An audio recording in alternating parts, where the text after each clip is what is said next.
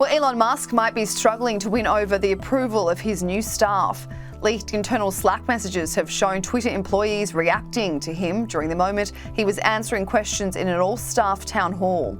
Twitter employees were told they could write in questions they wanted answered from their soon-to-be boss, as there has been speculation mounting that some staff are sceptical about what intentions he has for the company. He has been outspoken about the fact that he wants the social media company to move away from its left-wing bias, to embrace free speech, and to make it a platform that is inclusive for all. As of late, his political affiliations have become more of a headline, with Twitter's CMO even asking in the town hall which way he leans. He replied he leans moderate, a declaration he has publicly said a few times now. But these leaked Slack messages obtained by Project Veritas show the group chat consists of over 8,500 members, some of which did not like what Elon Musk was saying. One person writes, "I have a question for Jack about why he thinks this guy is brilliant and smart, TBH.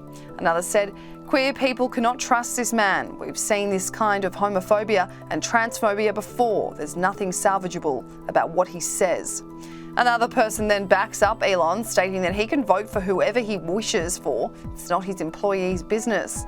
That comment didn't go down too well with some staff. One person saying, "It does when the person he votes for directly hurts me." Another said, "When his biases impact people's lives, it matters. No one is saying he can't vote one way or another, but there's no separation of personal interest to what makes sense for the business."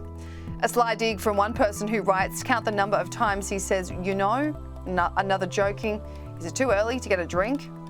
Yesterday, Elon Musk revealed he believes Ron DeSantis will be a strong contender for the Republican nomination in 2024, and that a massive red wave is coming with the midterms in November. This was brought up multiple times in the Slack messages, with employees asking how being a moderate and being a DeSantis voter are the same thing. Another staff member simply saying, "This is the worst thing I've heard." And finally, someone saying a hearty middle finger to the board for selling the company to someone who cannot get through a single coherent sentence. Now, once these leaked messages were posted online, Elon Musk actually responded to Benny Johnson's tweet with a simple, "Interesting." Take a look at some of the leaked town hall where he called for free speech to be essential for the platform going forward. I think it's essential to have a free speech and to be able to communicate, just communicate freely if there are multiple opinions, but and just make sure that we're not sort of driving a narrative. In order for people to have trust in Twitter, I think it's extremely important that there be transparency.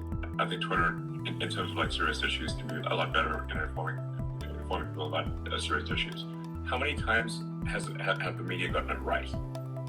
Well, I would say almost never. Not never, but almost never. Can we talk briefly about your political views? Well, my political views, I think, are moderate. I'm in favor of moderate politics, but allowing people who have